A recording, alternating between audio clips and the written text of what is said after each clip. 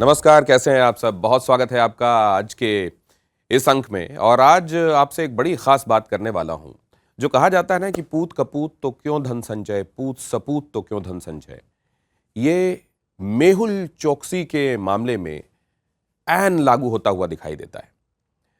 पिताजी चीनू चोकसी, जिन्होंने 1986 में एक प्राइवेट लिमिटेड कंपनी बनाई गीतांजलि जेम्स के नाम से, उसको धीरे धीरे विस्तार दिया।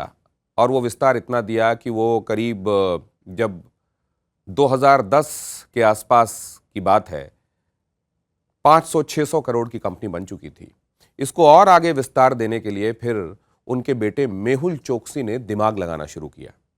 लेकिन ये दिमाग इस बार शैतान का दिमाग था। वो कहते हैं ना कि अगर बाल्टी पूरी भर जाए तो जो कई बड़े दिमागदार लोग होते हैं वो कहते हैं बाल्टी को पलटा के कि इसके पेंदे में भी कुछ डाल दो, लेकिन उसमें जो बाल्टी में भरा हुआ होता है वो नीचे गिर जाता है।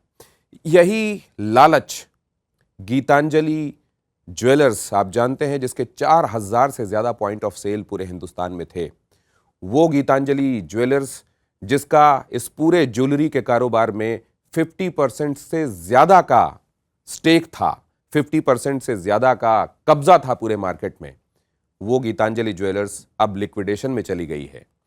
और अब मेहुल चोकसी या चोकसी परिवार उसका ओनर नहीं रह गया। हीरे की ये चमक, आप जानते हैं, गुजरात हीरे के कारोबार से जुड़ा हुआ है। ये परिवार भी वहीं से ताल्लुक रखता था।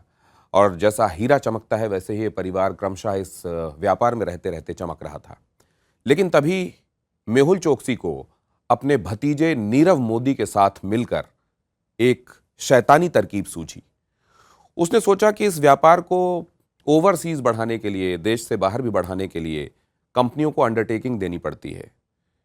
तो अंडरटेकिंग और कई बार फॉरेन क्रेडिट देनी पड़ती है। इसके लिए बैंक के ऑफिसर्स को उन्होंने अपने झांसे में लिया, उनको लालच दिया, उनको झांसे में लिया और उनसे अंडरटेकिंग और फॉरेन क्रेडिट्स बनवा ली।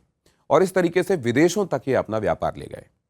एक शैतानी तो यहां वो कर रहे थे जहां बैंकों को बगैर कोलेट्रल दिए, बगैर, आप जानते हैं ना, जब कहीं गिरवी रखते हैं, आप रहन रखते हैं अपने सामान को, तो बदले में कर्ज मिलता है।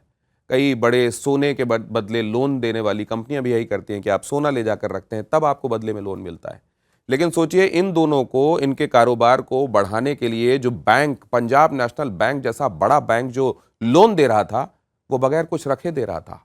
हजारों हजार करोड़ का लोन बगैर कोई कोलेट्रल रखे, अंडरटेकिंग्स बगैर कोई कोलेट्रल के, फॉरेन क्रेडिट्स बगैर किसी कोलेट्रल के, ये दिए जा रहे थे।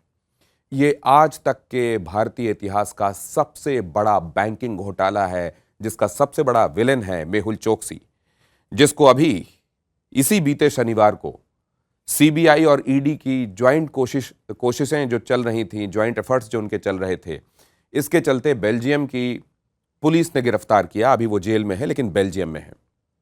लेकिन सोचिए कितना बड़ा घोटाला करके वो आदमी भागा हुआ है, जिसका वकील विजय अग्रवाल ये दावा करता है कि उसको कई तरह की अब स्वास्थ्य की बीमारियां हैं, उसको ल्यूकेमिया है जिसको ब्लड कैंसर कहते हैं, उसको पोस्ट ट्रॉमेटिक डिसऑर्डर हैं, मतलब कई बार तनाव में रहकर अब उसको इस तरह के डिसऑर्डर हो गए हैं कि वो और तनाव नहीं झेल सकता, इसलिए उसको प्रत्यर्पित नहीं किया जा सकता।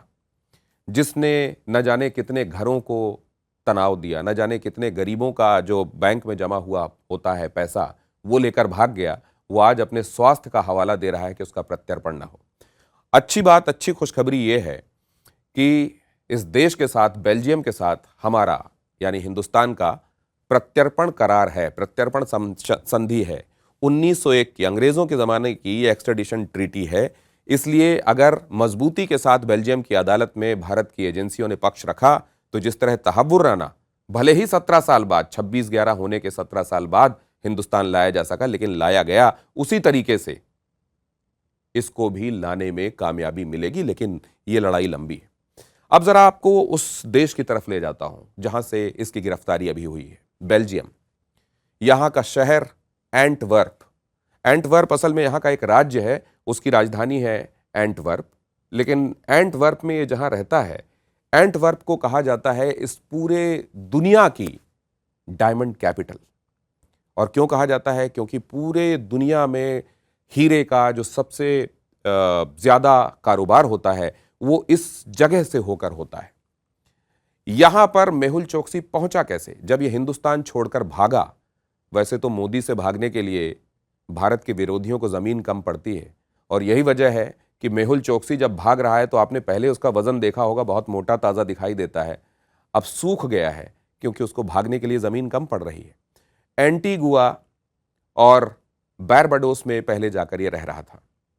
क्यों रह रहा था? क्योंकि इन जगहों से, ये कैरिबियन द्वीप हैं, कैरिबियन द्वीप से आज जहां ये बेल्जियम में रह रहा है करीब 7,000 किलोमीटर की दूरी पर रह रहा है।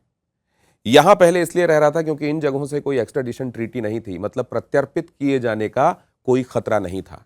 और इसीलिए भारत की एजेंसियों ने एक समय एक अपना ऑपरेशन किया। बारबरा करके एक लड़की थी जिसके झांसे में, एक तरीके से हनी ट्रैप समझ लीजिए, उसमें आ गया था मेहुल चोकसी, और डोमिनिका ले जाने में भारतीय एजेंसियों ने कामयाबी हासिल कर ली थी।